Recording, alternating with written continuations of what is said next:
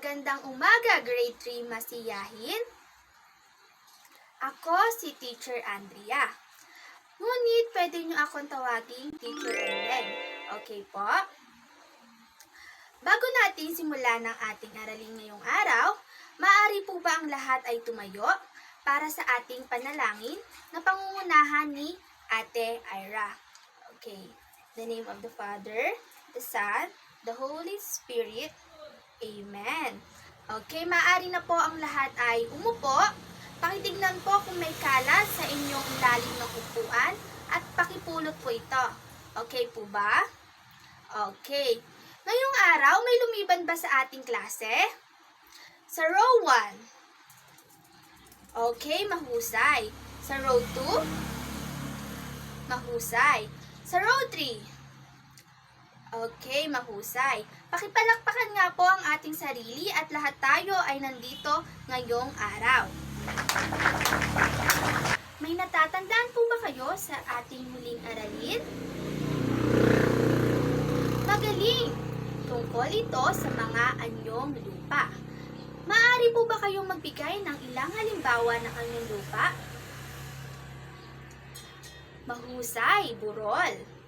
Ano pa po? Kapatagan. Napakagaling. Palakpakan nga po natin ang ating mga sarili. Handa na ba kayo sa ating bagong aralin? Kung handa na kayo, pumalakpak nga po ng isa. Pumalakpak nga po ng dalawa. Pumalakpak nga po ng 3.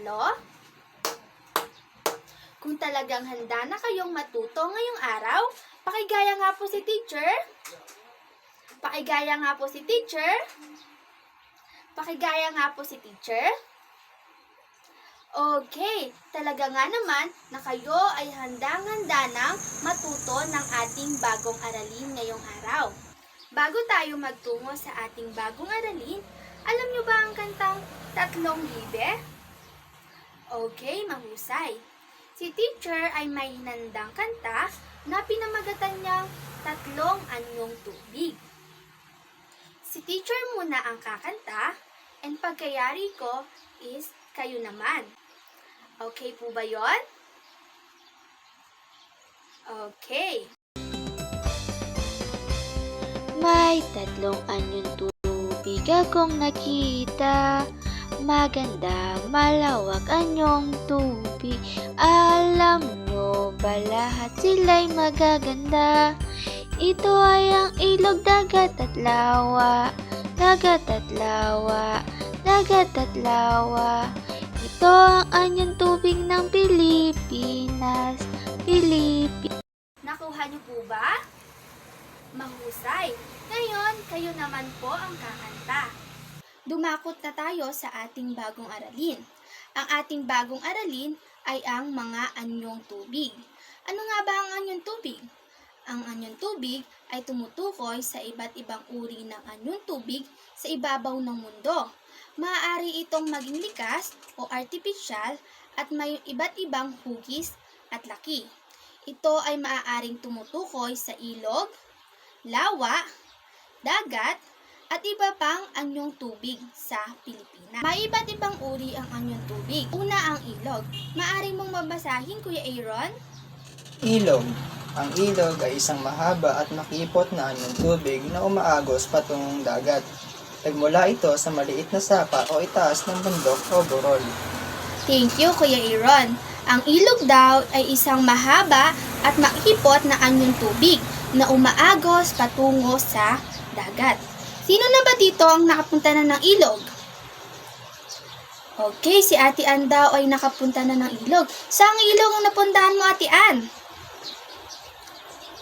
Okay, sa Labi Bungabon daw ay nakapunta na si Ate Ann. Ang Labi Bungabon class ay isang halimbawa ng ilog. Number 2, ang dagat. Maaari mo bang basahin, Kuya Carlo? Dagat. Ang dagat ay isang malawak na anyong tubig na karaniwang maalat at bumubuo ng malaking bahagi ng mundo. Ito ay tahanan ng iba't ibang uri ng hayop at halaman na nabubuhay sa tubig. Ang dagat at mas maliit sa karagatan. Thank you, Kuya Carlo. ang dagat daw isang malawak na anyong tubig na karaniwang maalat at bumubuo ng malaking bahagi ng mundo. Ito ay tahanan ng iba't ibang uri ng hayop. Sino na dito ang nakapunta na ng dagat? Okay, si Ate Ira daw ay nakapunta na ng dagat. Saang dagat ba ang napuntahan ni Ate Ira? Okay, sa Pangasinan daw is nakapunta na si Ate Ira. Ano ba class ang lasa ng dagat? Tama. Ang dagat ay isang maalat. Maalat ang tubig sa dagat. Ngunit, ang dagat daw ay mas maliit kaysa sa karagatan. Naintindihan niyo po, class? Okay. Number 3. Lawa. Maaari mo bang basahin, Kuya Lucky? Lawa. Ang lawa ay isang anyong tubig na pinapalibutan ng lupain. Karamihan sa mga lawa sa daigdig ay tubig tabang. Okay, ang lawa daw isang anyong tubig na pinalilibutan siya ng lupain. Kumbaga, class, pinapalibutan siya ng bundok. And sa gitna ng bundok is andon yung lawa.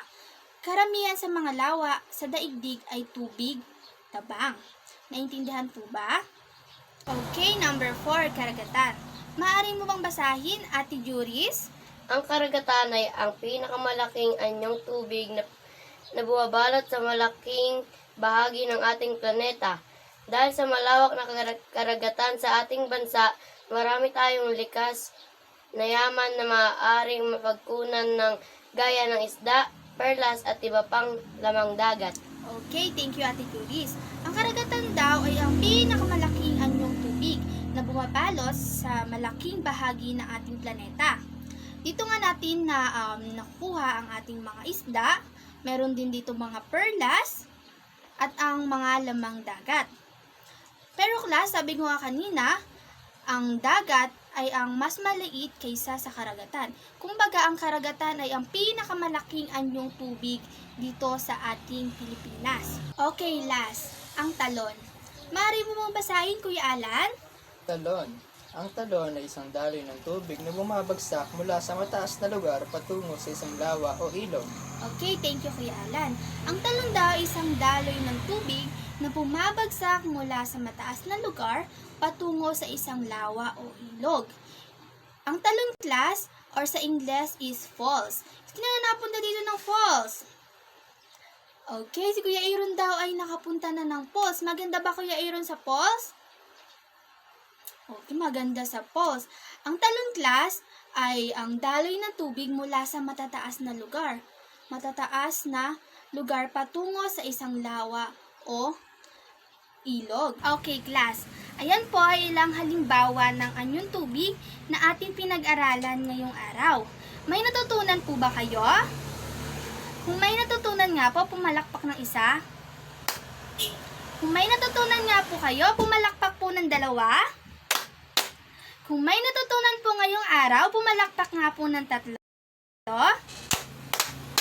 Mahusay. At kayong lahat ay may natutunan ngayong araw. Ngunit, may ilang katanungan po si teacher. Ang unang tanong ni teacher, ano ang anyong tubig? Okay, ang anyong tubig ay tumutukoy sa iba't ibang anyong tubig sa ibabaw ng ating mundo. Second question po ni teacher, maaari ba kayong magbigay ng ilang halimbawa ng anyong tubig? Yes, Kuya Aaron. Dagat at talon. Mahusay. Ang dagat at talon ay ilang halimbawa ng anyong tubig na ating pinag-aralan ngayong araw. Pangatlong tanong po ni teacher, paano natin mapapangalagaan ang ating anyong tubig? Yes, sa pamamagitan na huwag magtapon ng basura sa dagat at ano pa po? Huwag nating abusuhin ang ating anyong tubig. Tulad na nga lang po ng pagkakalat sa dagat, pagtatapon ng basura. Very good. And last question po ni teacher, bakit natin kailangan pangalagaan ang ating anyong tubig? Yes, Ate Juris. Kailangan natin alagaan ang anyong tubig dahil doon tayo kumukuha ng mga kain natin o maaari pa nating ibentang uri ng isda. Mahusay! Bigyan nga po natin na ang galing clap ang ating sarili. Alam niyo po ba ang galing clap? Ganito po yon. 1, 2, 3. 1, 2, 3. Ang galing-galing. Okay, kayo naman po. 1, 2, 3. 1, 2, 3. Ang galing-galing. Ngayon na alam ko na kayo ay may natutunan ngayong araw, si teacher ay may hinandang isang aktibidad. Ang klase ay mahati sa 3 grupo. Ang guro ay may hinandang ilang larawan na may gulong salita. Ang bawat grupo ay kinakailangang alamin at isulat sa sagutang papel ang salitang hinahanap base sa larawan. Ang bawat grupo na makakayari ay magtatala ng isang miyembro na ipipresenta ang kanilang nagawang aktibidad. Naintindihan po ba? Okay, very good. At ang bawat grupo ay nakapagsagot ng tama at naipresenta ng maayos ang kanilang aktibidad. Ngayon, si teacher ay may hinandang isang pagtataya. Tutukuyin nyo lamang kung anong anyong tubig ang ipinapahayag sa pangungusap. Naintindihan po ba? Mahusay. Ngayon, para naman po sa inyong takdang aralin, sumulat ng isang slogan na nagpapahayag kung bakit kailangan nating pangalagaan ang ating anyong tubig. Isulat ito sa isang malinis na papel. Naintindihan po ba, class? Napakagaling. Dito na nagtatapos ang ating klase. Paalam, grade 3 masiyahin!